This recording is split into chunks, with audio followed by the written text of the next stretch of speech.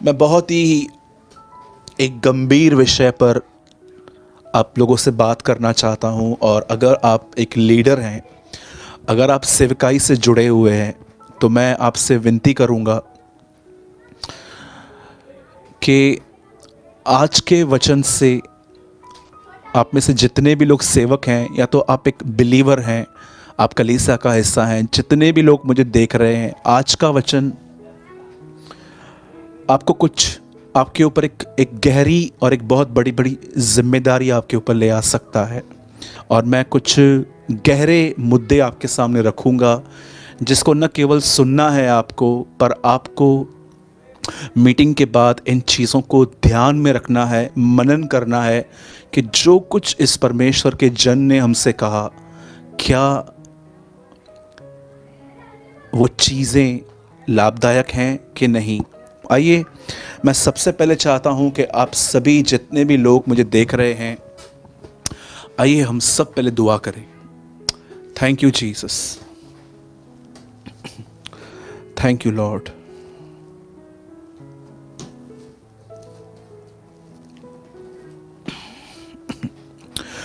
स्वर्गीय पिता, हम आज की इस दोपहर में यीशु मसीह के नाम में आपके पास आते हैं। हम आपका शुक्र करते हैं कि आप अपने लोगों को हर बीमारी से बचा के आपने उन्हें सुरक्षित रखा है। हम दुआ करते हैं आज के वचन के लिए भी। प्रभु जी, आज अपने लोगों से आप बात कीजिए। वो लोग जो सच में प्रभु तुझे ढूंढ रहे हैं, आज उन तक इस मीटिंग को प्रभु आप पहुंचाने में आप हमारी मदद करें। विश्वास करते हैं आपने हमारी दुआओं को सुना। हम इस प्रार्थना को यीशु मसीह के नाम में मांगते हैं, आमीन, आमीन। मेरे भाइयों और बहनों, अगर आप पुराना नियम अगर ध्यान से पढ़ें तो आपको एक चीज़ वहाँ दिखाई देगी। पुराने नियम के अंदर परमेश्वर ने एक जाति के साथ डीलिंग्स की, जिसका नाम था इज़राइल। इज़राइल सबसे पहले एक व्यक्ति का नाम था, उसके बाद वो नेशन बनी। और उस व्यक्ति का नाम पहले इज़राइल नहीं था, उसका नाम पहले याकूब था। फिर खुदा ने उसका नाम बदला और उससे कहा तू याकूब कहलाए। और आप सभी जानते हैं इसमें से 12 बेटे पैदा हुए, जिसको कहा गया इज़राइल। परमेश्वर इस जाति से 4000 साल तक संबंध रखे हुए रहा। लेकिन ये बड़ी दुख की बात है कि पुराने नियम में उसके लोग कई बार उसे फिर गए। उन्होंने उसके साथ चलना नहीं चाहा, उन्होंने उसे त्याग दिया, उन्होंने उसको समझा नहीं। यशाया 1 अध्याय में लिखा है, गधा अपने मालिक को जानता है और बैल गधा अपनी चरनी को जानता है और बैल अपने मालिक को जानता है, परंतु मेरे लोग मुझे नहीं जानते, क्योंकि वो मेरे लिए विचार नहीं करते। पुराने नियम के अंदर आप देखिए, परमेश्वर के लोगों ने परमेश्वर को एक तरह से रिजेक्ट किया। और देखिए उसके बाद ऐसा आया कि मलाकी की किताब पूरी होने के बाद परमेश्वर ने 400 साल तक कोई नबी नहीं भेजा। सिर्फ उसके बाद एक नबी आया जिसका नाम था यूहन्ना बपतिस्मा दाता। और उसके बाद आपको पता है यीशु मसीह आए। और आप देखिए यीशु मसीह भी उन्हीं लोगों के बीच में आए जो लोग ऑलरेडी परमेश्वर को नकार चुके थे और जो उसकी आज्ञाओं को नहीं मानते थे। यीशु मसीह भी उनको समझाने के लिए आया। लेकिन आप देखिए सिर्फ 12 लोग ही थे जो कहाँ ना कहाँ उसके साथ थे, वो भी अधूरे मन से। लेकिन होल इज़राइल उससे फिर गई। और देखिए पुराने नियम के अंदर परमेश्वर को उन्होंने त्याग दिया, नए नियम के अंदर उन लोगों ने यीशु मसीह को त्याग दिया। और देखिए आज इन चीज़ों को 2020 साल होते आए हैं और मैंने अपनी आँखों से ये बातें लोगों में देखी हैं, विश्वासियों में देखी हैं, कि जैसे उन्होंने पुराने नियम में खुदा को नकारा, नए नियम में बेटे को नकारा, अब आज का युग पवित्र आत्मा को नकार रहा है। They are rejecting the holy spirit. अब आप ये कह सकते हैं कि ब्रदर, हम तो पवित्र आत्मा को नहीं नकारते, हम तो पवित्र आत्मा को मानते हैं कि वो त्रिएकता का तीसरा व्यक्ति है, ही is a third person of Trinity. मैं आपसे पूछना चाहता हूँ, पवित्र आत्मा को पाना और पवित्र आत्मा के साथ चलना, ये दोनों अलग बातें हैं। आप जानते हैं पुराने नियम में बहुत बार परमेश्वर का सिंहासन दिखाया गया, लेकिन कितने लोग ये बात जानते हैं कि नए नियम के अंदर सिर्फ पिता का नहीं, उसके पुत्र का थ्रोन, सिंहासन भी दिखाया गया। ऐसा लिखा गया है, यीशु मसीह ने एक जगह लिखा गया है परमेश्वर का सिंहासन और मेमने का सिंहासन। अब मुझे बताइए, जब बाप का सिंहासन है, बेटे का भी सिंहासन है, तो उसके ठीक बाजू में और किसका सिंहासन होना चाहिए? पवित्र आत्मा का। पर मैं आपको बताना चाहता हूं, स्वर्ग में पिता और पुत्र का सिंहासन है, पर इस बात को याद रखिए, स्वर्ग में पवित्र आत्मा का कोई सिंहासन नहीं है। वहाँ ये नहीं लिखा गया है कि यूहन्ना कहे प्रकाशित वाक्य में कि मैंने पवित्र आत्मा का सिंहासन देखा। जी नहीं। आप जानते हैं स्वर्ग में पवित्र आत्मा की जगह कहाँ पर है? ऐसा लिखा गया है, सिंहासन के बिल्कुल सामने 7 दीवट हैं, 7 दिए जलते हैं। आपने कभी कभी देखा होगा कि जब हम होटल में खाना खाने के लिए जाते हैं तो किस तरह से वेटर हमारे सामने खड़े रहते हैं हमारी सेवा के लिए, कि कहीं इनको कुछ चीज़ की ज़रूरत तो नहीं है, पानी तो ख़त्म नहीं हो गया, या कुछ गिर जाता है, या कुछ ऑर्डर करना है। वो एक नौकर की नाई वहाँ खड़ा रहता है। क्या आप जानते हो, पवित्र आत्मा स्वर्ग में बिल्कुल पिता के सिंहासन के सामने एक सेवक के नाई खड़ा रहता है। और मैं आपसे पूछना चाहता हूँ, जब यीशु मसीह इसी आत्मा के द्वारा पैदा हुआ, इसी आत्मा से भरा हुआ जब सेवकाई के लिए निकला, तो आप में से कितने लोगों ने ये देखा कि वो राजाओं की तरह आया? बिल्कुल नहीं, वो एक सेवक के नाई आया। आप जानते हैं, जो लोग पवित्र आत्मा से परिपूर्ण होकर ज़िंदगी जीते हैं, उनमें एक चीज़ बहुत अच्छी होती है, वो सेवक होते हैं। वो ज़मीन से जुड़े हुए लोग रहते हैं। वो बहुत जल्दी लोगों को माफ़ कर देते हैं। वो कभी यहाँ की बातें वहाँ, वहाँ की बातें यहाँ नहीं करते हैं, क्योंकि वो जानते हैं कि वो सेवक हैं। एक चीज़ आप अपने आप से पूछिए, एक चीज़, जिस आदमी से हमारा काम निकलने वाला है उसके साथ तो हर बार हम नम्र चलते हैं, पर वो लोग जो आपको प्यार नहीं करते, वो लोग जो आपको इज्जत नहीं देते, वो लोग जो आपके पीछे बैकबाइट करते हैं आपको, वो लोग जो आपके साथ सहमत नहीं होते, इतना कुछ करने के बाद भी आपको वो लोग कहाँ ना कहाँ डिमोटिवेट करते हैं, गलत बोलते हैं, उनके साथ आपका व्यवहार कैसा है? अगर आप सच में पवित्र आत्मा से भरे हुए व्यक्ति हैं ना, तो मैं आपको कहना चाहता हूँ, यीशु मसीह ने सिर्फ ये नहीं कहा सताने वालों के लिए, सताने वालों को माफ़ करो। उसने कहा वे जो तुमसे घृणा करते हैं उनका भला करो। क्यों यीशु ने इतना इतना हाई लेवल की उसने प्रीचिंग की? क्योंकि वो जानता था कि मैं आत्मा दे रहा हूँ, अब ये पॉसिबल है। आप बिलीव कर सकते हैं, एक लेडी पाप में पकड़ी गई, यीशु के पैरों पे फेंकी गई, और यीशु उसको कहता है जा फिर पाप मत करना। आप इस स्टैंडर्ड को समझ पाते हैं? फिर पाप मत करना। क्या ये पॉसिबल था कि एक लेडी जिंदा है जब तक वो अब पाप नहीं करेगी? क्यों खुदा ने हमें ऐसी ऐसी बातें दी, शत्रुओं से प्रेम करो, विदाउट कहे फास्टिंग करो, दान देते समय अपने फोटोज मत खिंचवाओ वगैरह, वो भी बातें प्रभु यीशु मसीह ने कही। व्यभिचार करो, हत्या मत करो, गुस्सा मत करो। हाई स्टैंडर्ड उन्होंने रखा। क्यों रखा? क्यों था कि अब ये हो सकता है? सबसे पहले हमारे अंदर ये विश्वास होना चाहिए। मेरे भाइयों और बहनों, मैं आपसे पूछना चाहता हूं, कितने लोग हैं यहाँ पर जो इन दिनों में ये महसूस कि पवित्र आत्मा आपको बहुत कुछ कहता रहता है समय समय पे, ये ठीक नहीं है, ये ठीक नहीं है, लेकिन आप उसकी आवाज पर पैर रख के चलते रहते? जरा सोचिए मेरे भाइयों और बहनों, पिता और पुत्र इस समय स्वर्ग में हैं। इस समय पवित्र आत्मा का युग है। प्रकाशित वाक्य की 7 को ये नहीं कहा गया कि जिसके कान हो वो सुन ले कि परमेश्वर क्या कहता है या यीशु मसीह क्या कहता है। वहां लिखा है जिसके कान हो वह सुन ले कि आत्मा कलीसिया से क्या कहता है। इब्रानियों की पत्री में लिखा गया है जो उसका शब्द सुने वह अपने मन को कठोर न करे। यीशु ने कहा मैं जा रहा हूं, मेरा जाना तुम्हारे लिए अच्छा है, क्योंकि जब तक मैं नहीं जाता वो पवित्र आत्मा तुम्हारे पास नहीं आ सकता। आप जानते हैं पुराने नियम के लोगों ने परमेश्वर को धिक्कारा, नए नियम के लोगों ने यीशु मसीह को नकारा, पर आज का युग पवित्र आत्मा को नकार रहा है। इतने सारे यूथ हैं, मैं आपको बताऊं, वो पबजी खेलते हैं। कितनी सारी जवान बहनें हैं जो अपने फोटोज को क्लिक कर करके बार बार फेसबुक और इंस्टाग्राम पे जाते हैं, ये एक स्वयं की पूजा है, ये एक आइडल वर्शिप है कि कितने लोग मुझे देखेंगे, मुझे एडमायर करेंगे, मुझे कमेंट्स करेंगे। आप देखिए जवान पीढ़ी आज कहाँ जा रही है। क्या आपको पवित्र आत्मा ये नहीं कहता, मेरे बेटे मेरी बेटी, you are wasting your time. कितने लोग हैं यहाँ पर, मैं आपसे पूछना चाहता हूँ कि जब खुदा आपसे, पवित्र आत्मा आपसे अंदर में कुछ कहता है कि जा उससे माफ़ी मांग, जा चीज़ों को ठीक कर, तो आप जाते हैं? ज़रा सोचिए, क्या आप एक सेवक के नाई हैं? कहीं ऐसा तो नहीं है कि आपके अंदर घमंड आ चुका है? कहीं ऐसा तो नहीं है कि आपकी बाइबल स्टडी जैसे जैसे अच्छी होती जा रही है, अब आप दूसरों को कम समझते हो?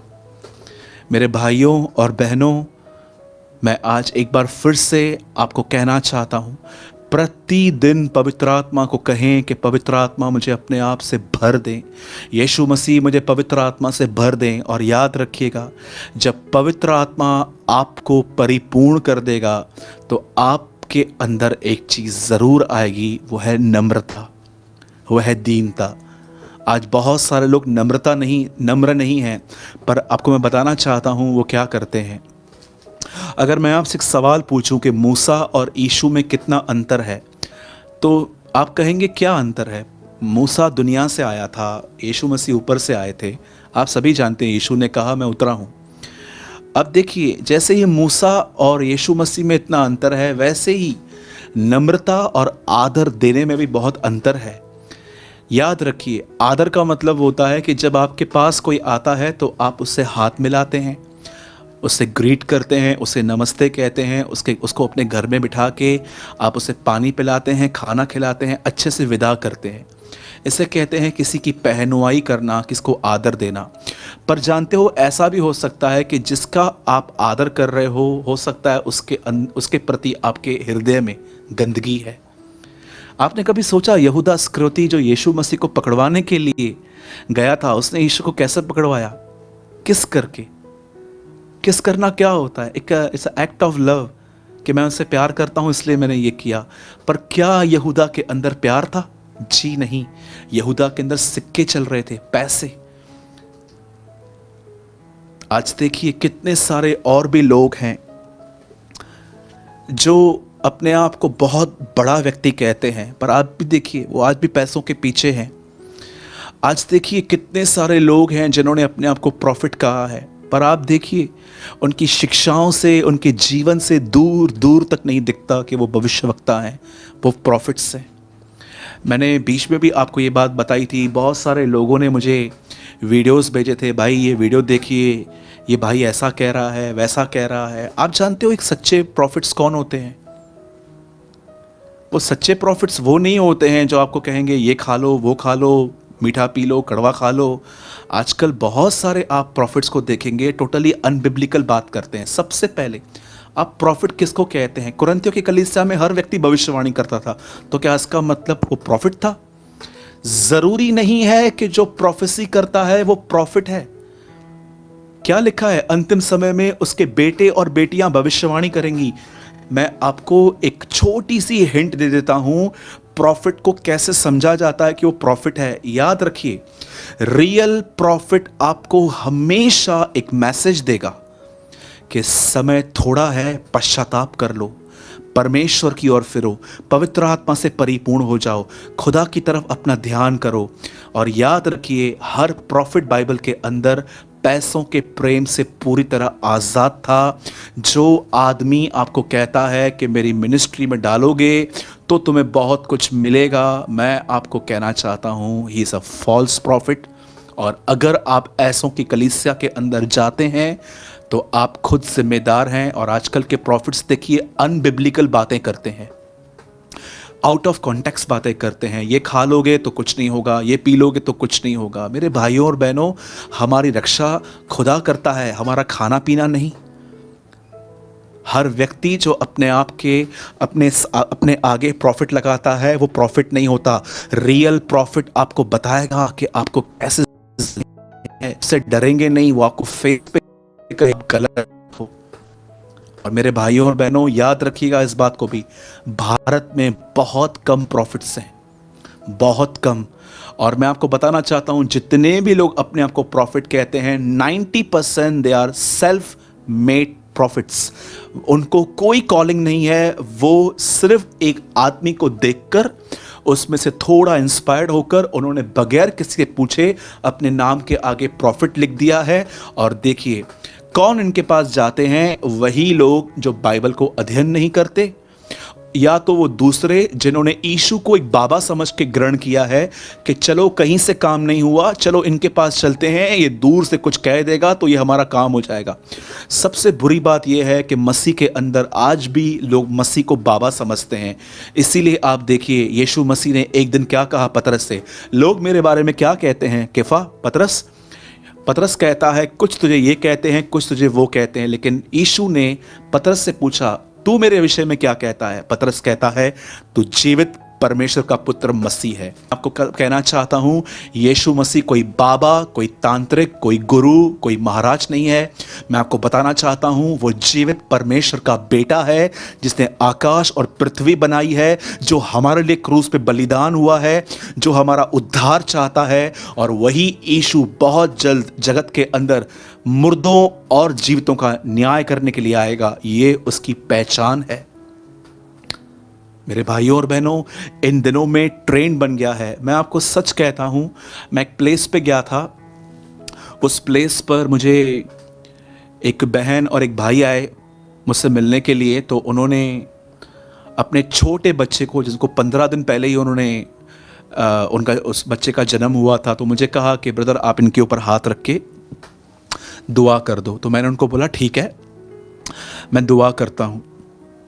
तब मैंने उनसे पूछा बच्चे का नाम बताइए। अब बड़ी आपको हंसी आएगी, उस बच्चे का नाम क्या था? उस बच्चे का नाम था प्रॉफिट सैमुअल, भविष्यवक्ता सैमुअल।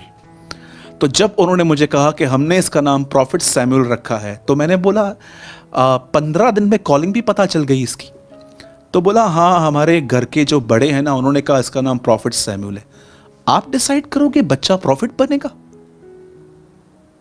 कई लोग जो मुझे कहते हैं कि भाई हमारे लिए प्रार्थना करो, हमें बेटा हो, मैं उनको पूछता हूं क्यों बेटियां क्या यहां वहां से आती हैं? हाँ, पूछिए अपने आप से। मैं ऐसी घिनौनी प्रार्थनाएं कभी नहीं करता कि प्रभु मैं प्रार्थना करता हूं यीशु मसीह के नाम से, इसको बेटी मत देना प्रभु, बेटी इनको नहीं समझ में आएगी, इनको बेटा देना ताकि आगे चल के कमा के इनका घर चला पाए। ऐसी दुआएं न करें। परमेश्वर जानता है और उसको जो देना है वो देगा। और प्लीज़, हम एक ऐसे देश में रहते हैं जहाँ पर बहनों को इस चीज़ में आदर नहीं मिलता। Respect womens. मैं आपसे कहूँगा अगर खुदावन आपको बेटी भी दे, ग्रहण कीजिए। मैं आपको बताना चाहता हूँ बाइबल के अंदर दबोरा यूज़ की गई थी, हन्ना यूज़ की गई थी, मरियम यूज़ की गई थी। फिलिपुस की 4 बेटियां थी, चारों प्रोफेसी करती थी। यीशु ने यह नहीं कहा कि अंतिम समय में से लड़के, तुम्हारे बेटे और बेटियां भी भविष्यवाणी करेंगी। इसीलिए सबसे पहले मैं आपको ये कहना चाहता हूँ, रियल प्रॉफिट जो है ना, आपको खुदावन की तरफ फेर देंगे। वो आपको, कोई भी आदमी जो सिर्फ अपने लिए बात करता है, मैं प्रार्थना में बैठा था, प्रभु ने मुझे कहा था मेरी प्रार्थना से तुम ये हो जाओगे, मैं इन बकरियों का पीछा करना बंद कर दीजिए। ट्रस्ट मी, इन बकरियों का पीछा करना बंद कर। ये मैं आपको कहूंगा, ये प्रॉफिट्स नहीं है, भेड़ भी नहीं बने अभी तक। प्रॉफिट्स तो बाद में बनता है। मैं 15 साल से प्रभु का दास हूं, मैं 15 साल से प्रभु में हूं, 7-8 साल से मैं सेवकाई कर रहा हूं। मुझे खुदा ने आज तक नहीं कहा कि तू प्रॉफिट है। आप जानते हो मुर्दों में से जी उठने के बाद यीशु ने क्या कहा अपने 12 प्रेरितों के लिए? क्या लिखा है बाइबल के अंदर? उसने उन्हें चुना और कहा प्रेरित। लेकिन मुर्दों में से जी उठने के बाद यीशु ने क्या कहा? जाओ और मेरे भाइयों से कहो मैं जी उठा हूं। आप जानते हैं, आप जितने भी भाई लोग मुझे देखते हैं, आइए मैं आपको सबसे बड़ा टाइटल देता हूं, ब्रदर। इससे बड़ा कोई टाइटल नहीं है। आप जानते हो इब्रानियों में क्या लिखा है? यीशु मसीह हमारा बड़ा भाई है। He is our Elder brother. वो हमारा ज्येष्ठ भाई है। अगर आप बहनों को, जो बहनें, बहुत सारी बहनें भी देखी हैं मैंने, अपने आप को बड़े बड़े टाइटल्स देती हैं। एक बहन ने मुझसे पूछा, ब्रदर मैं पास्टर बन सकती हूँ क्या? तो मैंने उनको बोला पहले ये बताओ आपको पास्टर बनना क्यों है? आप लोग विदाउट टाइटल काम क्यों नहीं कर सकते? मैं ये पूछना चाहता हूं। आप लोग विदाउट टाइटल काम क्यों नहीं कर सकते? क्या जरूरी है कि आपको पहले कुछ कहा जाए फिर आपको कोई सुनेगा? मेरे भाइयों और बहनों, पास्टरी मैंने भी अभी ली कुछ समय पहले। मैं सिर्फ ब्रदर सूरज के नाम से पहचाना जाता हूं बॉम्बे में। मैं जब भी लोगों से मिलता था मैं बोलता था उनको, आई एम योर ब्रदर, मैं आपका भाई हूं। जरूरी नहीं है कि आप मुझे, मैं आप आज भी आपको कहता हूं, जितने लोग मुझे देख रहे हैं, जरूरी नहीं है कि आप मुझे पास्टर कहिए, आप मुझे भाई कह सकते हैं। I am your brother. सेवक बनिए, टाइटल के पीछे मत भागिए। आज से बहुत साल पहले जब मदर टेरेसा परेशान होके वापस अब्रॉड के लिए जाने वाली थी, तब उसने स्टेशन पर, कोलकाता में एक स्टेशन पर एक आदमी को देखा जिसके बदन पे कपड़ा नहीं था, और उन्होंने उसको देखकर डिसाइड किया कि वो हमेशा भारत में ही रहेगी। और मैं आपको बताना चाहता हूँ, उस बहन ने अपने जीवन में एक वाक्य कहा था जिसने मेरे जीवन को बदला था। उस बहन ने ये कहा था, हो सकता है आप लाखों के साथ भलाई नहीं कर सकते हैं, पर आप प्रतिदिन एक के साथ कर सकते हैं। टाइटल्स के पीछे मत भागिए, मैं प्रॉफिट, मैं रेवरेंड, मैं बिशप, मैं ये, मैं वो। मेरे भाइयों और बहनों, लोगों की मदद करें। जिनको वचन नहीं पता है उन्हें वचन समझाएं, जिनको दुआ नहीं पता है उन्हें दुआ सिखाएं, जिनको फास्टिंग के बारे में जानकारी नहीं है उनको फास्टिंग के लिए बताएं, जिसके पास खाने के लिए नहीं है उनको भोजन पहुंचाएं। यही हमारी सेवकाई है। आज प्रॉब्लम यह है, लोगों को बस पब्लिक के सामने आने का बड़ा जुनून है।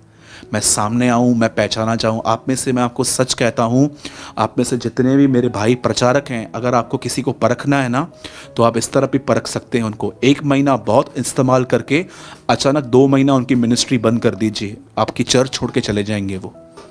क्योंकि पहले वो खुदा के लिए आते थे, लेकिन अब वो मिनिस्ट्री के लिए आ रहे हैं।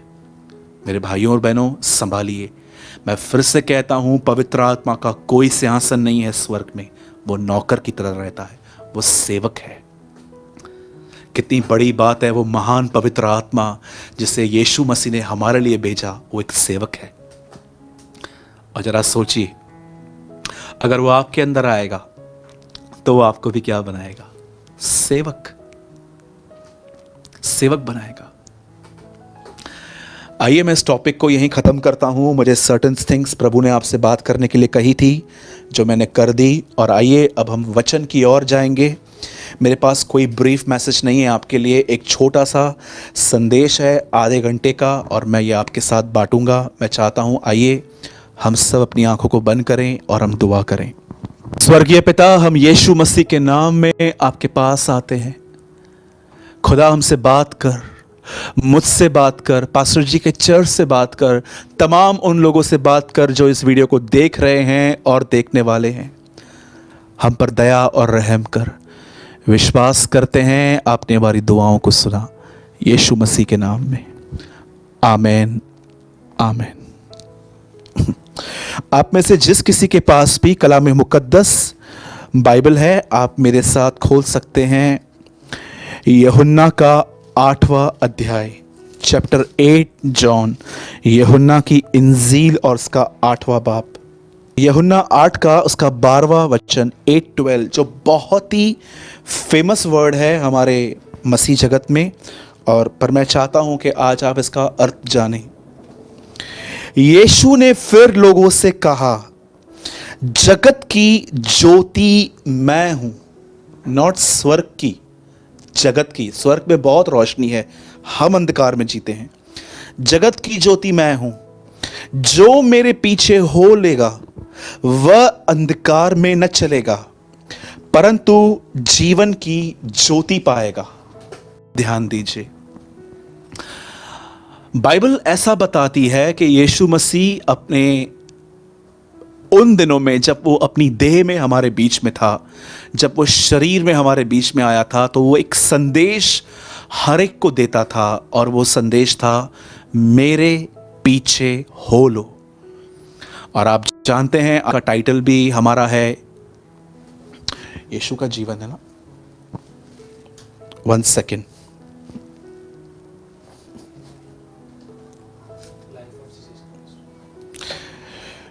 यीशु मसीह का जीवन, the life of our Lord Jesus Christ. Bible ऐसा बताती है कि यीशु मसीह जब इस पृथ्वी पर थे देह में, अब वो स्वर्ग में हैं। और इस बात को याद रखिए, जब यीशु मसीह इस दुनिया में थे तब वो एक संदेश बार बार लोगों को कहते थे, और वो था, मेरे पीछे हो लो, कम एंड फॉलो मी। बहुत सारे लोगों ने इस वचन को बहुत बार पढ़ा है, पर आप में से कितने लोग इस बात को जानते हैं? अंधकार से बचने का एक ही रास्ता है। वो कहता है, जो कोई मेरे पीछे चलेगा वो अंधकार से बचा रहेगा। और प्रभु, अगर हम आपके पीछे नहीं चले तो तुम न चाहकर भी अंधकार में पड़ जाओगे। मूसा इज़राइलियों को आज्ञाएं देने के बाद कहता है, ये तुम्हारे लिए आशीष के वचन हैं, ये तुम्हारे लिए श्राप के वचन हैं। परमेश्वर की आज्ञा को मानोगे तो ये आशीषें तुम्हें मिलेंगी, और अगर नहीं मानोगे तो ये श्राप न चाहो तो भी आ पड़ेंगे। आप जानते हैं, अगर आप यीशु मसीह के पीछे नहीं चलेंगे तो मैं आपको बताना चाहता हूं, आप न चाहते हुए भी अंधकार में चले जाएंगे। जैसे कि आज की पीढ़ी के लिए बहुत सारे पाप जो हैं वो एक फैशन है। आपने देखा होगा कि आजकल लोग स्मोकिंग करते हैं, ड्रिंक करते हैं। कभी कभी तो लोग ड्रिंक करने के बाद घमंड करते हैं, मैंने ये किया, मैंने वो किया। पतरस में लिखा गया है ना, ये अपनी लज्जाजनक बातों पर घमंड करते हैं। अब देखिए, अब जो मैं आपको बताना चाहता हूं उस बात को समझिए।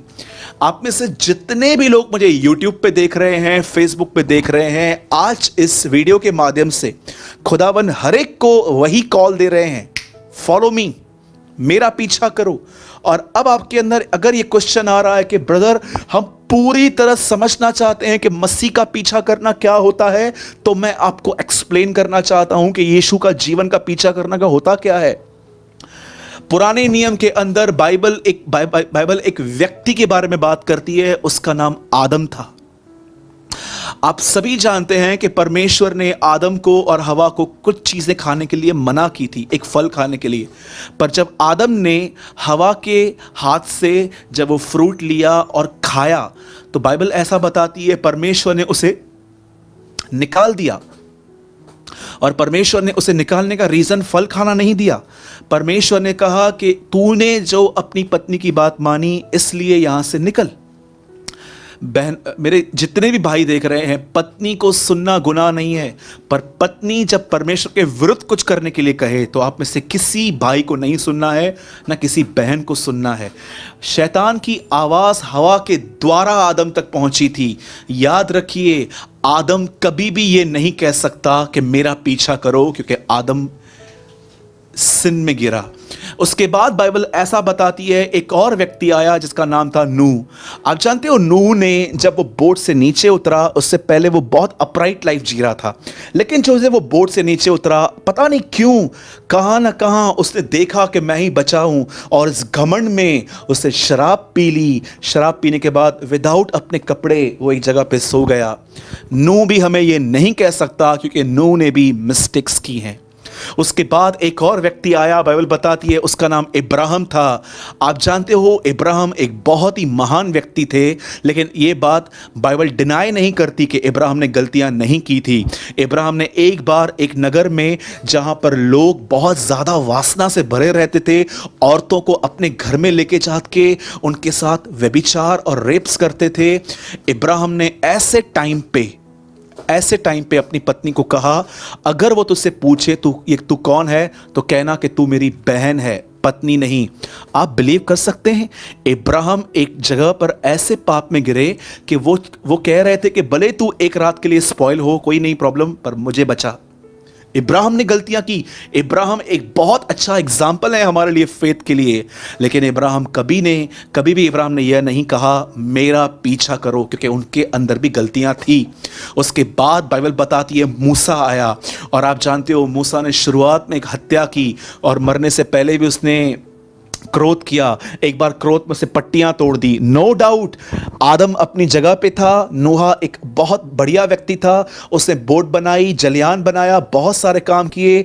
इब्राहिम ने बहुत काम किया, लेकिन देखिए अब मूसा, ये भी एक बहुत अच्छा व्यक्ति था, पर ये भी कभी नहीं कह पाया आओ मेरा पीछा करो, क्योंकि एक तरफ वो फ्रस्ट्रेट हो गया और उसने प्रभु की चट्टान पर जोर से लकड़ी मारी। उसके बाद बाइबल बताती है एक व्यक्ति और आया जिसका नाम था गिदोन।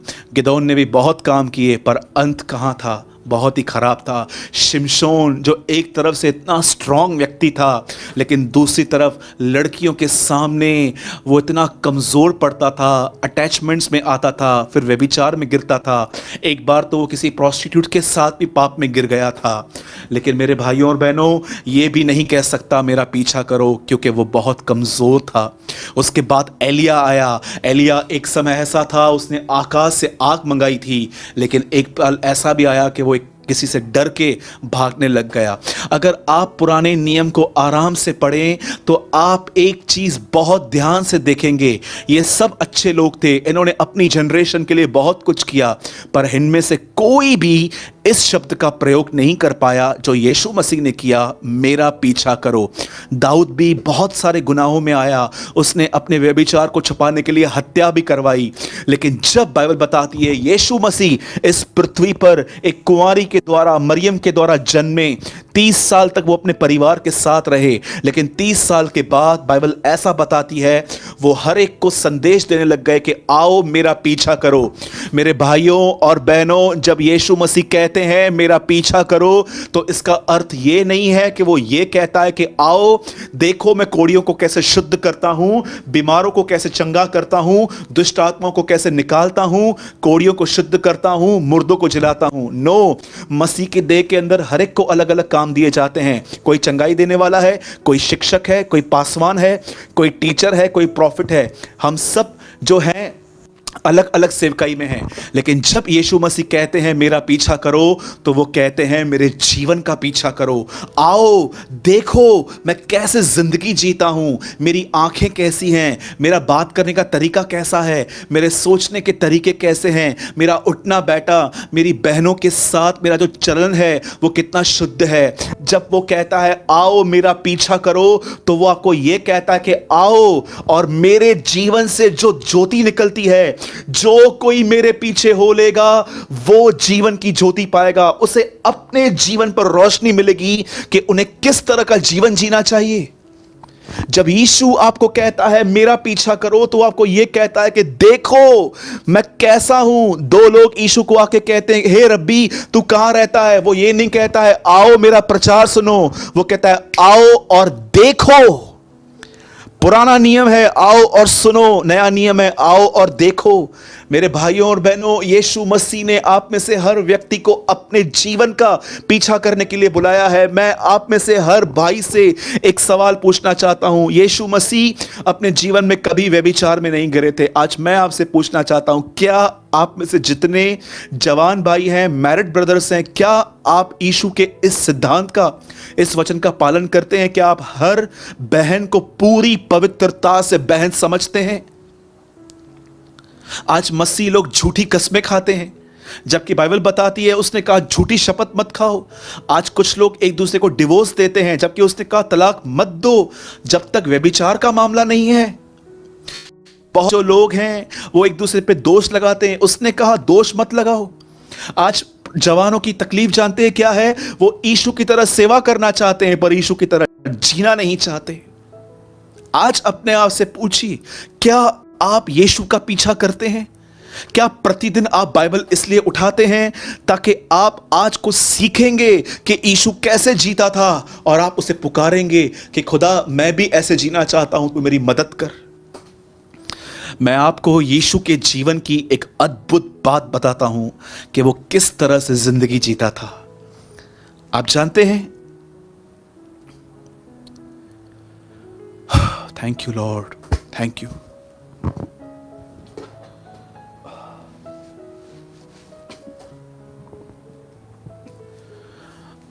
न केवल यीशु पाप पर आप जानते हो यीशु की जिंदगी का एटीट्यूड कैसा था? बाइबल मुकद्दस बताती है एक दिन याईर नामक एक व्यक्ति उसके पास आके कहता है मेरे घर चल और मेरी बच्ची को ठीक कर। वो बीमार थी। जब यीशु मसीह वहां पर जाने ही पर ही थे, तब एक और बहन बीच में आई जिसने उसके वस्त्र को छुआ और वो चंगी हो गई और यीशु से बातें करने लग गए। इतने में एक और व्यक्ति वहां से आया जो कहने लग गया कि गुरु को कष्ट न दे, तेरी बेटी मर चुकी है। आप जानते हो यीशु ने वहां पर क्या किया? यीशु ने उस चीज को अनसुना किया। आप जानते हो क्यों यीशु मसीह अंत तक इतना फेथ में स्ट्रांग क्यों था? अब आप कहोगे वो परमेश्वर था, बिल्कुल, पर वो अपने आप को मनुष्य का पुत्र भी कहता है, वो हमारी तरह इंसान भी था। आप जानते हो, यीशु के जीवन की ये अद्भुत बात थी, वो नेगेटिव बातों पर ध्यान नहीं देता था। आज मैं आपसे पूछना चाहता हूं, क्यों आप में से कुछ लोग जो हैं वो किसी की डांट नहीं सुन पाते? घर के अंदर कोई कुछ बोलता है तो मुंह सुझा के आप अपना फेस को बनाकर आप किसी कोने में अपने आप को बिठा देते हो। आप में से कुछ बहनें या कुछ भाई ज़रूर होंगे कि आप किसकी सुन नहीं सकते, आप मुंह पे। इन दिनों में लॉकडाउन है, हर व्यक्ति अपने घर में बैठा है, थोड़ी बहुत तो नोकझोंक होती रहेगी, पर क्या आपको पता है इस लॉकडाउन में भी खुदावन आपको और मुझे परख रहा है कि जब लोग या परिवार के कुछ सदस्य हमसे बुरा व्यवहार कर रहे हैं तो हम कैसे उनके साथ डील्स कर रहे हैं। बाइबल बताती है, एक व्यक्ति आया, उसने कहा बेटी मर चुकी है। लिखा है यीशु ने अनसुना किया और याईर से भी कहा मत डर, केवल विश्वास रख। मैं आपसे पूछना चाहता हूं, जब लोग आपको बुरा भला कहते हैं, गलत गलत बातें बोलते हैं, तो क्या आप भी उन चीजों को इग्नोर करते हैं? देखिए, यीशु मसीह के जीवन का एक सिद्धांत था। लोग उसे पेटू, पियक्कड़, दुष्ट आत्मा, बाल जबूल, झूठा भविष्यवक्ता, झूठा शिक्षक, हेरेटिक, व्यभिचार से जन्मा, सामरी, हर तरह की बातें करते थे। पर एक जगह भी आपने ये देखा कि यीशु मसीह उनसे फाइट करने के लिए गया, कि यीशु ने अपने बटन्स ऊपर किए और शर्ट ऊपर करके यीशु ने उनको बोला कि तुम लोग नहीं खिलाते हो, मुझे इधर आओ, मैं तुमको बताऊंगा मैं कौन हूं। पिता, इनके ऊपर आग बेच। क्या यीशु ने ऐसा किया? जीसस ने इन्हें इग्नोर किया। अरे ये तो कुछ नहीं है। पतरस अपनी पत्री में कहता है कि मैंने देखा उसको गालियां पड़ती थी। आप पढ़ सकते हो, वहां लिखा है वो गालियां सुन के गालियां नहीं देता था। आज मैं आपसे पूछना चाहता हूं, जितने भी लोग इस संदेश को सुनने के लिए यूट्यूब और फेसबुक पे जमा हुए हैं, यीशु मसीह का जीवन, यीशु मसीह व्यभिचार नहीं करते थे, यीशु दोष नहीं लगाते थे, यीशु डिवोर्स से नफरत करते थे, यीशु गलत बातों को सुन के उन्हें इग्नोर करते थे, क्या आप भी मसीह का पीछा कर रहे हैं? जरा सोचिए। मैं आपको यीशु के जीवन की कम से कम 1000 बातें बता सकता हूं कि वो पृथ्वी पर किस तरह जीवन दे सकता था, और उन 1000 बातों को एक एक बात के ऊपर मैं 3-3 घंटा बोल सकता हूं कि यीशु किस तरह जिंदगी जीता था। मेरे भाइयों और बहनों, आज आप देखिए, वो लोग जो बाइबल को नहीं भी जानते हैं वो भी प्रीच कर रहे हैं कि यीशु मसीह आने वाला है। अब मुझे एक बात बताइए, कुछ लोग कहते हैं ब्रदर 666 की चिप क्या है ये बताओ, एंटी क्राइस्ट क्या है ये बताओ, मसीह के आने से पहले सताव आएगा कि मसीह के जाने के बाद सताव आएगा ये बताओ, कलीसिया उठाई जाएगी ये बताओ, और ये 7 कटोरे और 7 जो तुरैयां हैं ये बताओ। चलिए मैं आपसे एक बात पूछता हूं, अगर मैं आपको एक्सप्लेन कर दूं ये होने वाला है, नो डाउट इट्स नॉट अनबिब्लिकल, ये सब बाइबल में लिखा गया है, पर आप कितने लोग इस बात को जानते हैं? रैप्चर का नॉलेज इकट्ठा करने से आप रेडी नहीं होंगे, रेडी होने पर आप रैप्चर में उठाए जाएंगे। क्यों यीशु ने 24 अध्याय में सारी इंफॉर्मेशंस देने के बाद कि सुनामी आएगी, तकलीफें आएंगी, महामारियां आएंगी, सूखा आएगा, ये होगा वो होगा, अचानक यीशु ने 24 अध्याय पूरी करने के बाद 25वां अध्याय उसने कुंवारियों के विषय में कहा और बताया कि देखो 5 तैयार नहीं थी। मेरे भाइयों और बहनों, मैं नहीं कहता हूं कि आपको इन चीज़ों का ज्ञान नहीं होना चाहिए, लेकिन इस ज्ञान से भी ज़्यादा इंपॉर्टेंट है कि आप कैसा जीवन जी रहे हैं। क्या आपको लगता है एक व्यक्ति जिसके पास सब कुछ पता है कि 666 का ये है, ये होगा, वो होगा, लेकिन आज भी उसके मुंह से गालियां निकलती हैं, वो अपने परिवार के अंदर बहुत बुरा बर्ताव करता है, हर प्रकार की बुराई में है, बहुत नॉलेज है, लेकिन अपने जीवन पर कोई सेल्फ कंट्रोल नहीं है? क्या ऐसा व्यक्ति प्रभु यीशु मसीह के आने पर पहचाना जाएगा? और सोचिए, अगर एक व्यक्ति को, मैं हमेशा अपने प्रचार में कहता हूं कि मैं आज डिफिकल्ट विषय पे बात करना चाहता हूं, और अगर आप नहीं भी समझ पाए तो भी स्वर्ग के दरवाजे आपके लिए खुले हैं। मैं हमेशा कहता हूं इस चीज को कि अगर आप बाइबल का कोई भी विषय नहीं समझ पाते हो तो भी स्वर्ग के दरवाजे आपके लिए खुले हैं। लेकिन आज प्रॉब्लम यह है कि लोग जो हैं वो पूरी तरह से नॉलेज के पीछे भाग रहे हैं, पर क्या आप यीशु मसीह के जीवन के पीछे भाग रहे हो?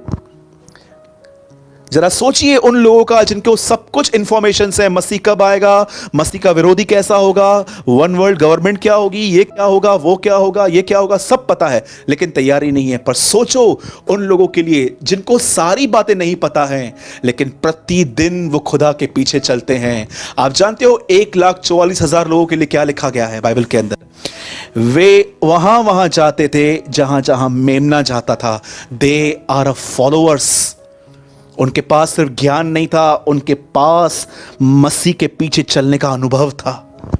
मेरे भाइयों और बहनों, बुद्धिमान बनिए, समझदार बनिए। इससे पहले कि मैं समाप्त करूं, मैं आपको जाने से पहले एक बात कहूंगा।